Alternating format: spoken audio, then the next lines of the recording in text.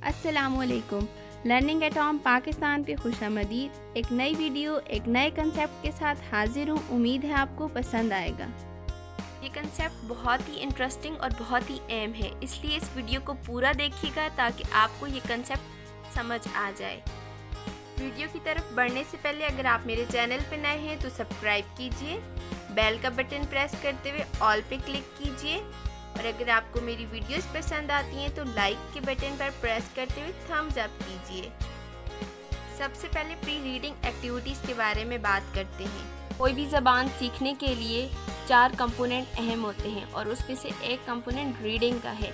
अगर किसी बच्चे को रीडिंग आएगी तो ही वो राइटिंग कर सकता है। अब उसे रीडिंग सिखाई कैसे जाए? रीडिंग करने से पहले की कुछ एक्टिविटीज़ हैं जिन्हें प्री रीडिंग एक्टिविटीज़ कहा जाता है।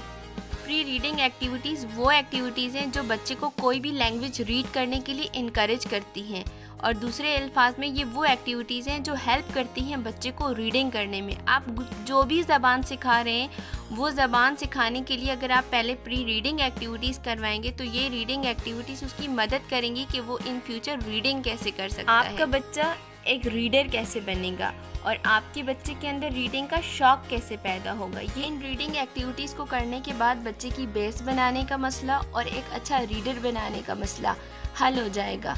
मेरे साथ चलते रहिए और देखते रहिए वो कौन कौन सी एक्टिविटीज़ हैं।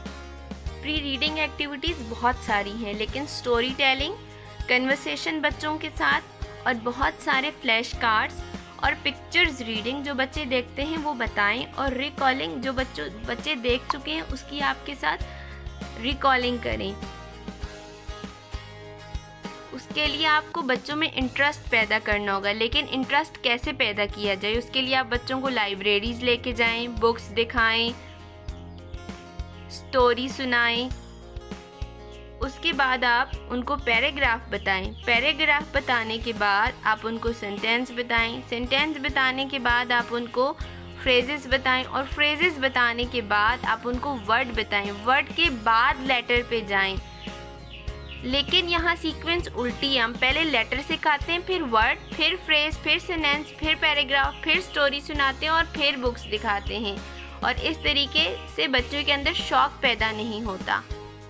चलते हैं कुछ एक्टिविटीज़ की तरफ।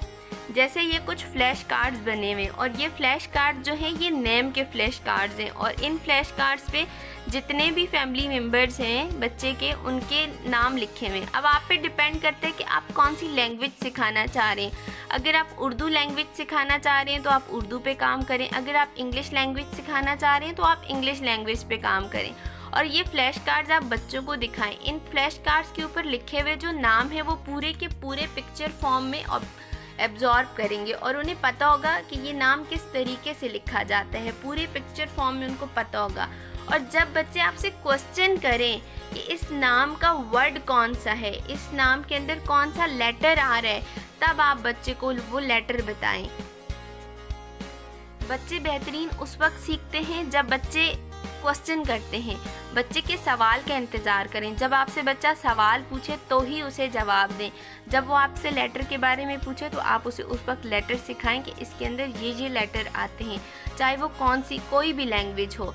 इसके अलावा ये जो फ्लैश कार्ड्स हैं बने हुए, आप इनके अलावा कोई भी गत्ता इस्तेमाल करते हो आम सा फ्लैश कार्ड भी बना सकते हैं जो अवेलेबिलिटी आपके लिए आसान हो।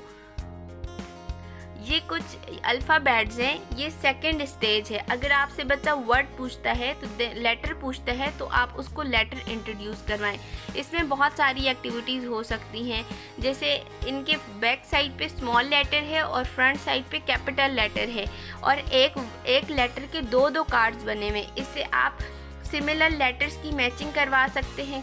कैपिटल और स्मॉल लेटर्स जो हैं वो आप सिखा सकते हैं कि जे कैपिटल ऐसे होता है और स्मॉल इस तरह से होता है। फिर सेम लेटर्स की आपस में कनेक्शन सिखा सकते हैं और इसी तरीके से आप बच्चों को ये भी बता सकते हैं कि कैपिटल लेटर को मैच करो स्मॉल लेटर के साथ। तो ये बैठकर कॉपी के अंदर एक्टिविटी करने से ज़्यादा फनी एक्टिविटी है जिसको बच्चे बहुत ज़्यादा एंजॉय करते हैं। ये लेटर्स इंग्लिश के हैं। अगर आप इंग्लिश लैंग्वेज पे फोकस कर रहे हैं तो आप इंग्लिश के लेटर्स बनाएं और अगर आप उर्दू लैंग्वेज पे फोकस कर रहे हैं तो उर्दू के लेटर्स के फ्लैश कार्ड्स तैयार करें। उर्दू लेटर्स के फ्लैश कार्ड्स हैं, जैसे हम हुर्फ़ आम में हुर्फ़ तहेजी कहते हैं। अब हुर्फ़ तहेजी की आधी अशकाल भी होती हैं और पूरी अशकाल भी होती हैं। इन फ्लैश कार्ड्स में भी यही तरतीब है कि हमने दो फ्लैश कार्ड्स बनाए हुए, एक लेटर के 2 फ्लैश कार्ड। इसमें भी आप सिमिलर एक्टिविटीज़ कर सकते हैं। इसमें हुर्फ़ तहेजी की आधी शक्ल से पूरी शक्ल को मिलाना, पूरी शक्ल कैसी होती है और आधी शक्ल कैसी होती है, आधी शक्ल का हम इस्तेमाल कैसे करते हैं और इनकी अदायगी कैसे होती है। लेकिन ये तमाम काम आप उस वक्त करेंगे कि जब आपसे बच्चा सवाल करेगा। पहले आप उसको स्टोरी सुनाएंगे, स्टोरी सुनाते हुए आप उसको पूरा सेंटेंस बताएंगे। सेंटेंस में जब वो वर्ड पूछेगा और वर्ड के अंदर जब वो आपसे लेटर पूछेगा तो तब आपने उसको लेटर इंट्रोड्यूस करवाने हैं। इस तरीके से बच्चे का इंटरेस्ट पैदा होगा और बच्चा खुशी खुशी रीडिंग करेगा। ये एक्सपेरिमेंट मैं ऑलरेडी अपने बच्चों पे कर चुकी हूँ और अल्हम्दुलिल्लाह अब वो लेटर के अंदर, वर्ड के अंदर लेटर पूछते हैं और उन्हें पता है कि ये लेटर है। जैसे इब्तिसाम का नाम है तो उन्हें ये पता है कि इब्तिसाम के नाम में कौन कौन से लेटर आते हैं। तो इसी तरीके से आप अपने बच्चों के साथ ये एक्टिविटीज़ करवाते हुए आप उनकी रीडिंग स्किल्स डेवलप कर सकते हैं। और आप 4 से 5 साल के बच्चे को, 5 से 6 साल के बच्चे को पूरा पैराग्राफ रीडिंग, उसके अंदर ये एबिलिटी इंशाल्लाह आ जाएगी ये एक्टिविटीज़ करते हुए।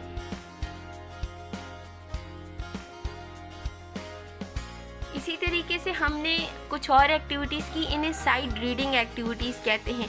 जैसे घर के हर कॉर्नर पे, हर जगह पे हर चीज़ को टैग कर दिया। दीवार के ऊपर दीवार, बिजली के बोर्ड के ऊपर बिजली का बोर्ड टैग कर दिया, पानी पीने की सुन्नतें लिखकर लगा दी। इससे बच्चे ना सिर्फ सुन्नतें सीख रहे हैं बल्कि उनकी रीडिंग स्किल्स भी डेवलप हो रही हैं। इसी तरीके की छोटी छोटी एक्टिविटीज़ आप अपने बच्चों के साथ करके उनको रीडिंग के लिए तैयार कर सकते हैं।